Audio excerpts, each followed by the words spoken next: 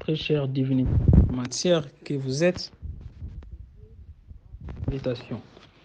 Merci à tous pour vos participations, car notre thème qui était intitulé La matière noire, composantes, fonctionnement, rôle et sa partie spirituelle, soit alors son importance dans la spiritualité évolutive de l'homme ou alors de l'univers.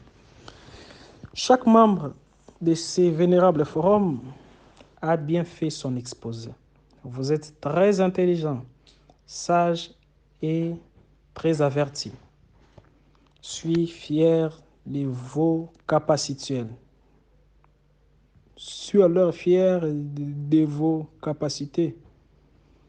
Ainsi, ce que je vais émettre comme thèse serait ne fût-ce qu'une goutte d'eau dans l'océan de votre connaissance déjà si vaste et impactant.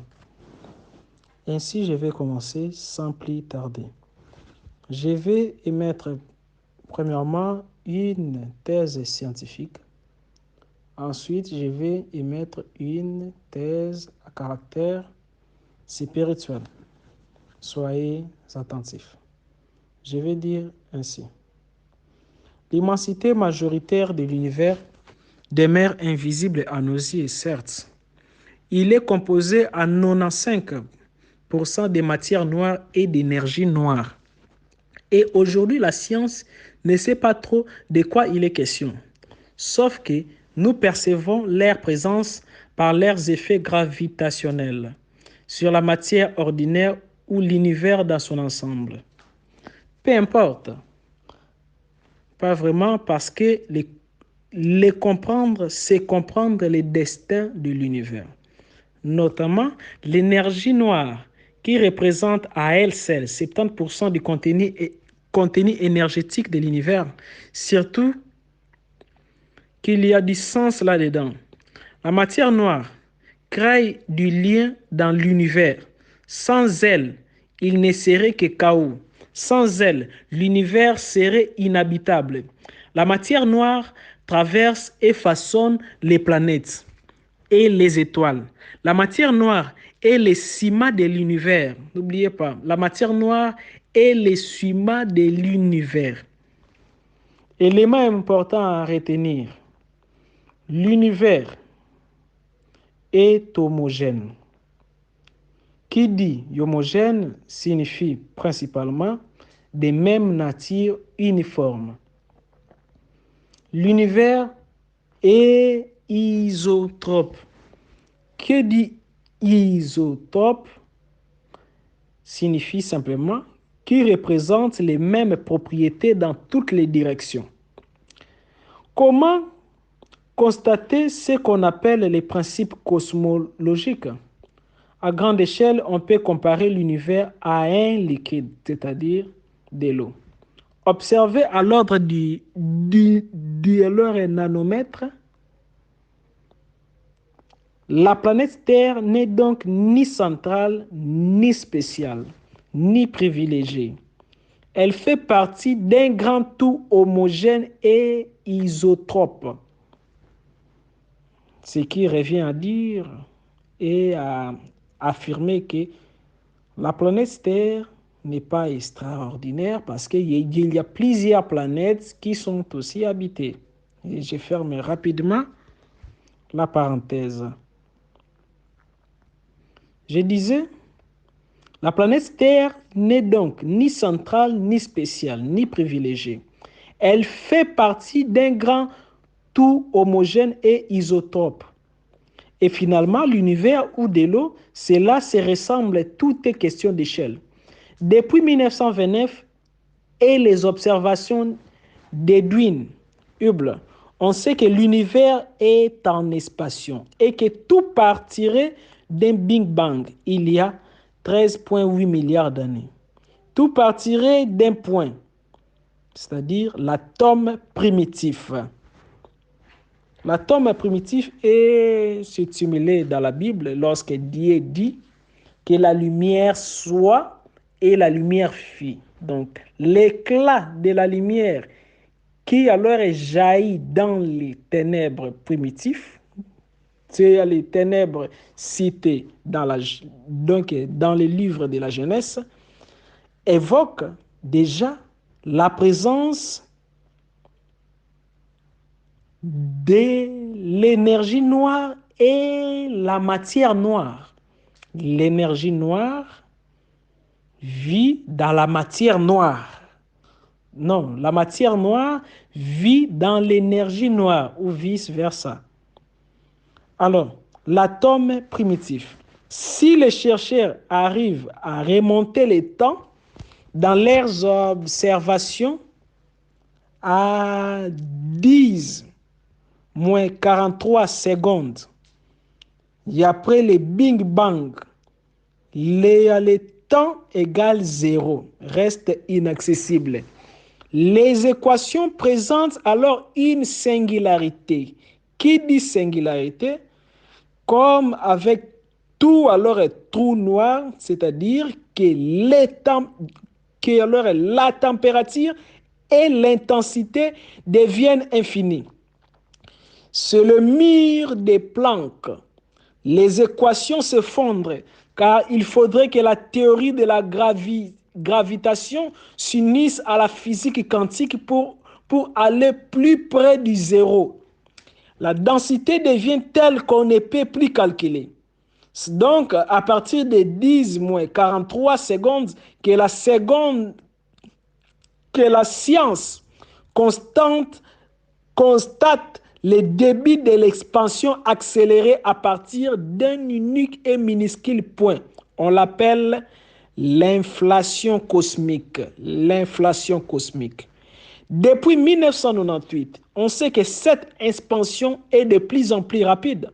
Ce qu'on pourrait expliquer avec une constante cosmologique proposée par Albert Einstein et prédictée par la physique quantique en raison de l'énergie minimale qui alors caractérise les vides. Résumons. Tout part d'un point infiniment petit et dense, une singularité initiale, c'est-à-dire le Big Bang. L'expansion de ce tout homogène et isotrope est de plus rapide. Ce tout est composé de 95% de matière noire et d'énergie noire. Cette expansion accélérée est provoquée par l'énergie noire. OK? Je recommence. Ce tout est composé à 95% de matière noire et d'énergie noire. Cette expansion accélérée est provoquée par l'énergie noire. Mais on ne sait pas ce que c'est cette énergie noire, si ce n'est un vide qui ne l'est pas énergétiquement. Elle est partout dans l'espace et ne se dilue pas malgré l'expansion. Elle est présente entre les galaxies. Elle est présente dans cette pièce, là où vous êtes. Nous pensons que dans tout lieu où il y a du vide, il y a inévitablement un peu de cette énergie noire, explique Adam Ries, astrophysicien et cosmologiste, qui fait partie de ceux qui ont mis en évidence en 1998 le phénomène d'accélération de l'expansion de l'univers. Que dit Maître Avatar? Spirituellement parlant concernant les trous noirs. Et non, concernant l'énergie noire et la matière noire. Dès les prime abord, mystiquement parlant, l'énergie noire découle de la matière noire. La matière noire, c'est la moule dédiée. C'est l'endroit qui alors matérialise ce qui était invisible. C'est comme l'éther cosmique.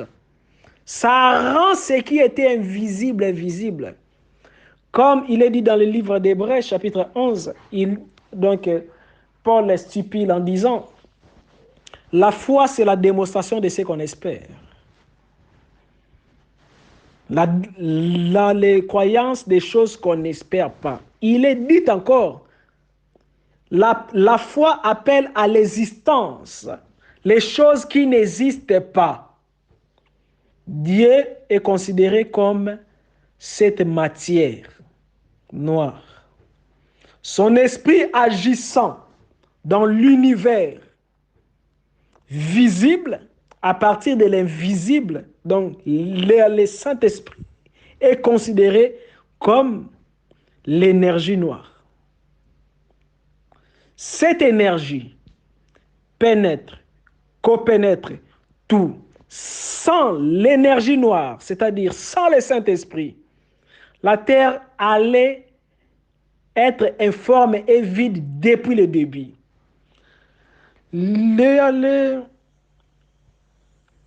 Donc, dans le livre de Genèse, il est mentionné qu'au commencement, la terre était informe et vide. Et Dieu dit, il est dit que la terre était informe et vide et les ténèbres couvraient toute la terre.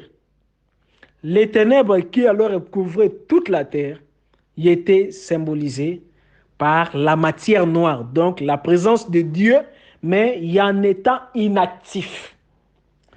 Mais la Bible dit l'Esprit de Dieu mouvait au-dessous des eaux, ce qui stipule que l'Esprit de Dieu qui alors mouvait au-dessous des eaux signifie tout simplement l'énergie noire qui alors est mouvée sur la création. La Bible stipule que Dieu dit que la lumière soit. Cette éclosion, cet bombardement de la lumière, c'est alors ce que les physiciens quantiques et astrophysiciens modernes nomment le Big Bang. Il y a l'avant Big Bang et l'après Big Bang et le Big Bang. Avant Big Bang, les êtres vivaient dans la matière noire. Avant tout près du Big Bang, les êtres, tout l'univers y était gardé à l'intérieur de l'esprit qui mouvait déjà dans l'univers. Cet esprit, c'est l'énergie noire. Après le Big Bang, c'est-à-dire après avoir Dieu puisse dire que la lumière soit, c'est-à-dire il y a une éclosion de l'ordre cosmique, naissance quelque chose qui existait déjà dans l'invisibilité de l'invisibilité. Il y a une invisibilité doublée. Parce que la matière noire est invisible même devant un fait invisible. Alors, lorsqu'il y a cette explosion du Big Bang, Dieu dit que la lumière soit. Alors, cette lumière découle de l'énergie noire. Cette lumière que nous voyons découle de l'énergie noire. Le soleil tire ses énergies, ses photons, sur leurs particules de l'énergie noire. L'énergie noire tire ça leur est quintessence de la matière noire. Eh bien, cette énergie noire vit partout, dans tout. Il n'y a jamais de vie sans énergie noire. Mais il n'y a jamais d'énergie noire sans la matière noire. Eh bien, notez bien, la matière noire ne signifie pas l'antimatière. Parce qu'il y a aussi l'antimatière. L'antimatière est différente de la matière noire. Je parle de l'énergie noire et de la matière noire. Je ne parle pas du trou alors noir qui alors jadis, j'avais déjà évoqué cela. Je parle de l'énergie noire et de la matière noire. En cela, dans l'homme, il y a cette énergie. Cette énergie noire, dans l'homme, c'est l'âme. Mais la matière noire, dans l'homme, c'est l'esprit. L'esprit divin dans l'homme, c'est la matière noire. Mais l'énergie dans l'homme, l'énergie noire dans l'homme, c'est l'âme. Parce que l'âme est le siège de la réflexion, le siège des émotions. L'âme évolue. L'âme peut alors aller désintégrer. Si alors l'âme est en mauvais état, c'est-à-dire si alors tes émotions sont déséquilibrées, tu peux alors être malade, et cardiopathe, ainsi de suite. La même chose, lorsque l'énergie noire est déséquilibrée dans l'univers, d'office, l'univers serait chaotique. Eh bien, Dieu, dans sa sagesse éminemment grande, a tout préparé. Pour comprendre la macrocosme, la macro en grec qui veut dire grand univers, macrocosme, et le microcosme veut dire petit univers. Pour comprendre la macrocosme, il faut toujours comprendre la microcosme. Donc ce qui est en haut est comme ce qui est en bas. Ce qui est à l'extérieur de l'homme est comme ce qui est à l'intérieur de l'homme. Donc il y a beaucoup à dire, mais ce que j'ai évoqué n'est rien par rapport à ce que je devais dire. Mais j'espère que je me suis fait alors comprendre. Donc, ce que j'ai dit, ce n'est que un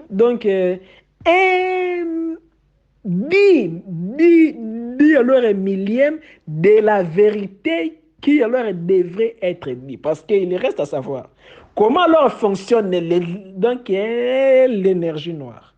Comment alors fonctionne la matière noire. Pour comprendre comment alors fonctionne la matière noire, tu dois d'abord comprendre comment alors fonctionne ton esprit. Pour comprendre comment alors fonctionne l'énergie noire, tu dois d'abord saisir comment alors fonctionne ton âme. L'univers est vivant. L'univers réfléchit. L'univers est un être. Parce que nous sommes tous dans le multivers. Nous alors vivons dans le corps d'un être vivant.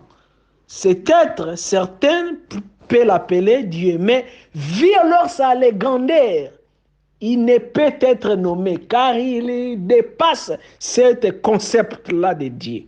Donc l'univers n'est pas unique, mais l'univers est multiple. C'est pourquoi j'ai alors parlé de le multivers. Alors dans cette multiplication des univers, chaque univers, donc mono-univers, est un être à part. Cet être mis à part réfléchit.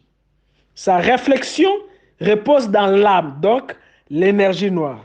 Mais l'âme repose sur l'esprit, c'est-à-dire la matière noire. Je pense que je me suis fait alors comprendre. Dieu est scientifique. Dieu est spirituel. La science et la spiritualité sont des jumelles, sont des serres inséparables. C'est comme la lumière et le soleil, la chaleur et le feu. Soyez bénis, ce n'était que les 1/10 de aller tout. Si c'est leur partage, donc été utile, un mot de remerciement, offrande, remerciement, ça nous serait utile. Alors, à vous maintenant d'aller poser des questions dans les zones qui apparaissent sombres. Merci. Signé Maître Avatar, Jean-Pierre Manzolo, Monga, Mopepe, les Thaumaturges.